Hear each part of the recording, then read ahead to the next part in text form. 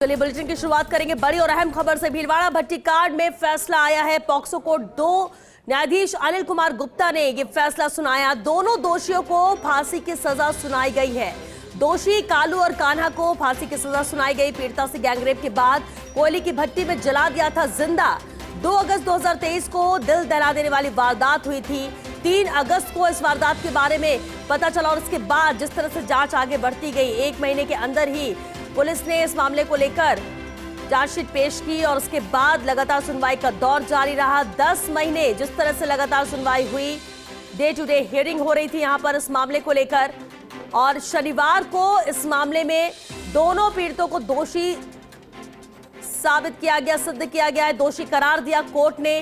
कालू और कान्हा, जिन्हें माना है कि ये मुख्य अभियुक्त इस अपराध के थे और जो बाकी 7 सह अभियुक्त थे उन्हें बरी किया गया। हालांकि शनिवार को फैसले को सुरक्षित रखा गया और आज सजा का ऐलान हुआ है, जहां पॉक्सो कोर्ट 2 ने सजा सुनाई है। दोनों ही दोषियों को फांसी की सजा सुनाई गई है। बेहद अहम अपराध, बड़ा मामला और जघन्य अपराध की श्रेणी में कोर्ट ने भी इसे माना कि rarest of the rare case है और ऐसे मामलों में फांसी से इतर कोई सजा मंजूर नहीं। और फांसी की सजा के साथ ही एक नजीर पेश की है कोर्ट ने। 457 पेज की चार्जशीट इस मामले में पुलिस ने पेश की थी और उसके बाद से लगातार सुनवाई जारी रही। 43 गवाहों का बयान भी इस दौरान सरकार तरफ से दर्ज किए गए। पुलिस लगातार सक्रिय रही इस मामले में। 42 गवाहों ने अभियोजन पक्ष के साक्ष्यों की पुष्टि भी की और उसी आधार पर यह मामला आगे बढ़ता गया। और यही वजह रही कि 10 महीने में जिस तरह से रोजाना हियरिंग का दौर भी जारी रहा, इस मामले को प्रमुखता से लिया गया, लगातार सुनवाई जारी रही और अब जाकर दोषियों को सजा सुनाई गई है। दोनों को फांसी की सजा सुनाई गई।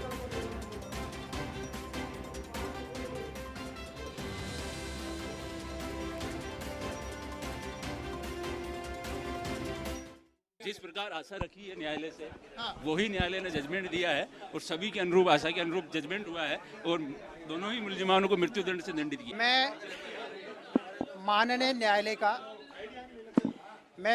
न्यायालय का संपूर्ण न्याय समाज का, जगत का आभारी हूं कि जो आज इस केस में 2 मुलजिमान थे जिन्होंने गैंगरेप किया था और मर्डर किया था। उन दोनों मुलजिमान कालू और कान्हा को मृत्युदंड के दंड से दंडित किया गया।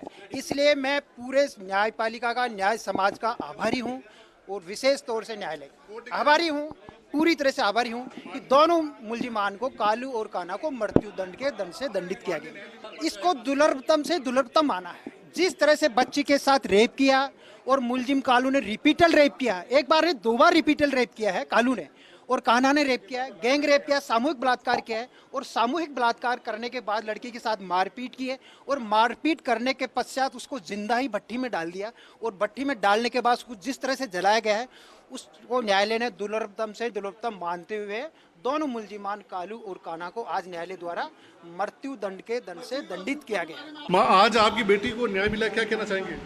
यही कहते थे भाई, माँ को पूरा शांति में आज हुई हो, बेटी को ही आज हुई हो, माँ को ही आज हुई हो, न्याय मिली से दिया। 9 महीना मुँह दुखी हो रहा, आखी रात बैठा रहे, नींद ना हुए, आज शांति में अली मन। आज सुबह कोर्ट आप आया, आज कोर्ट में कई उम्मीद ही कोर्ट की यही उम्मीद ही सब फांसी दे पाएगी, उम्मीद ही वहाँ की जो आज हो चुकी। अच्छा, अब फांसी सजा मिल चुकी, पूरी भगवान की हो चुकी, पूरी प्रशासन की हो चुकी, आज मिली शांति। ये फैसला थे संतुष्ट हो कि कोर्ट आप फैसला सही करे? कोर्ट अच्छो करियो साहब ने, 7 जना को बुरी करी थी, माँ को मंजूर कौन। तो बीर वास्ते अब कोर्ट सरकार आ कह रही है कि मैं हाईकोर्ट में अपील कर रहा, मैं सरकार के ला रहे, मैं सरकार के साथ हूं। हाईकोर्ट में सरकार अपील करने की बात की जा रही है अधिवक्ता की तरफ से। हाईकोर्ट में जाकर सहअभियुक्तों को सजा मिले, ये मैं भी उम्मीद करती हूं। ये कहना है पीड़िता की मां का, जो संतुष्ट थी इस फैसले के साथ। और जैसे ही फैसला कोर्ट में सुनाया गया, परिजन रो पड़े।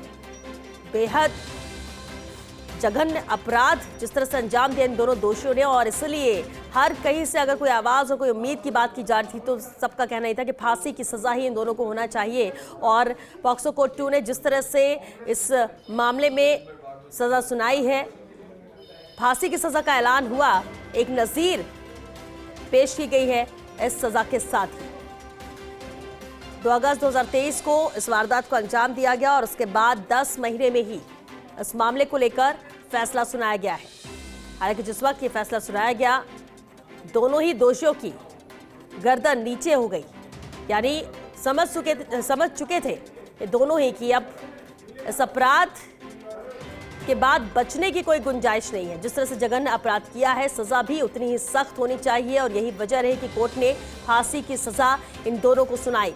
हालांकि अधिवक्ता से भी जब बात हुई, उन्होंने भी अपनी बात रखी और अपनी खुशी व्यक्त की और कहना यह कि ये सिर्फ इंसाफ इस बेटी को नहीं मिला है, सिर्फ राजस्थान की बेटी नहीं, देश की बेटी को इंसाफ मिला है, क्योंकि जिस तरह से जघन्य अपराध बेटियों के साथ किए जाते हैं, नाबालिग के साथ इस तरह से कृत्य को अंजाम दिया जाता है, उसके लिए सजा फांसी ही है। और सजा भी ऐसी होनी चाहिए जो नज़ीर पेश कर सके और कभी कोई भी व्यक्ति इस तरह के अपराध करने के बारे में सोचे भी ना, क्योंकि कानून है और कानून में जो सजा का प्रावधान है उस सजा से कोई बच नहीं सकता, खासतौर से कोई अपराधी। ये मैसेज जरूर है इस सजा के साथ ही, इस फैसले के साथ ही। हालांकि अब अधिवक्ता का कहना जरूर है इस मामले में कि जो 7 सहअभियुक्त थे जिन्हें बरी किया गया, पॉक्सो कोर्ट 2 ने उन्हें बरी किया, लेकिन 2 लोगों को दोषी माना जो मुख्य आरोपी थे, मुख्य अभियुक्त थे, और उन दोनों को ही फांसी की सजा सुनाई गई। लेकिन अब अधिवक्ता का कहना यही कि हम इसके खिलाफ जो 7 सहअभियुक्तों को बरी किया गया है उनके खिलाफ हाई कोर्ट में जाएंगे और उन्हें भी सजा हो, ये कोशिश रहेगी। और कांग्रेस नेता धीरज गुर्जर जी इस वक्त हमारे साथ फोन लाइन पर जुड़ चुके हैं। धीरज जी, बेहद अहम और जघन्य अपराध को जिस तरह से अंजाम दिया गया, कांग्रेस की सरकार भी उस वक्त थी और लगातार कोशिश सरकार की भी थी कि ये दोषी जल्द से सलाखों के पीछे हो, सख्त सजा हो। आज जबकि सजा का ऐलान हुआ है, क्या कहना चाहेंगे? देखिए, आज पूरे भीलवाड़ा जिले के अंदर कोटली क्षेत्र में और राजस्थान के अंदर हर वो व्यक्ति जो मानवता में विश्वास रखता है जी, उसके दिल के अंदर आज ठंडी सांस आई है, क्योंकि मैंने खुद ने ये वादा किया था कि 1 माह के अंदर चालान पेश करवाएंगे। कोर्ट की तरफ से पैरवी करने के लिए सरकार की तरफ से कोर्ट में स्पेशल पीपी नियुक्त करवाएंगे और दोषियों को जब तक मृत्युदंड नहीं मिलेगा तब तक चैन से नहीं बैठेंगे। आज 10 माह के अंदर जो ये फैसला आया है, निश्चित रूप से ऐसे लोगों पर जो समाज और मानवता पर कलंक है, उनके मृत्युदंड के हकदारों को मृत्युदंड देकर न्यायालय ने न्याय की जीत करी है, इसका मैं दिल से आभार व्यक्त करता हूँ। बिल्कुल धीरज, के अंदर जो बचे हुए हैं जी, उनके लिए भी हम लोग पूरी ताकत लगाएंगे, पैरवी करेंगे और एक दोषी को अंजाम तक पहुंचाया जाएगा। बिल्कुल धीरज जी, और जिस वक्त ये इस जघन्य अपराध को अंजाम दिया गया था, आप भी कई बार गए, परिवारजनों से भी मुलाकात की, वहां पर मौजूद भी रहे, उस वक्त की स्थिति और उम्मीद को लेकर क्या कहेंगे? उस वक्त तो आपने खुद अपने आंखों से देखा था वहां के हालात क्या थे, हाल क्या थे और कितनी उम्मीदें थी लोगों की इंसाफ को लेकर। गाँव के लोग, हर व्यक्ति चाहता था कि इंसाफ के रूप में एक ही दंड है, वो ही दंड है मृत्युदंड। और निश्चित रूप से 10 माह के अंदर मृत्युदंड मिलने से ये नजीर पेश हुई है और इसका हम दिल से स्वागत करते हैं। हम न्यायालय का धन्यवाद करना चाहते हैं और पूरी ताकत से इस बच्ची के परिवार के साथ आज नहीं आगे भी खड़े रहेंगे। और धीरज जी, साथ ही एक बात और है, क्योंकि सिर्फ राजस्थान ही नहीं, देश भर में जब इस तरह की घटनाएं होती हैं तो बहुत दिल दुखता है और कई मामले ऐसे होते हैं जो सामने भी नहीं आ पाते, मामला दर्ज नहीं हो पाता, दोषी सलाखों के पीछे नहीं पहुंच पाते। ऐसे में आप क्या कहना चाहेंगे इस फैसले के बाद? किस तरह से नजीर पेश कर रहा है ये फैसला? मैं यही कहना चाहता हूँ, ये फैसला अपने आप में नजीर है कि जो इस तरह का गुनाह करेगा उसके खिलाफ पूरे समाज को, 36 कौम को, सरकार को, हर राजनीतिक दल को और मीडिया को साथ में आगे आकर उस लड़ाई को लड़ना चाहिए, ताकि इस तरह के फैसलों के बाद में हौसले टूटे उन अपराधियों के जो ऐसे अपराधों को अंजाम देते हैं।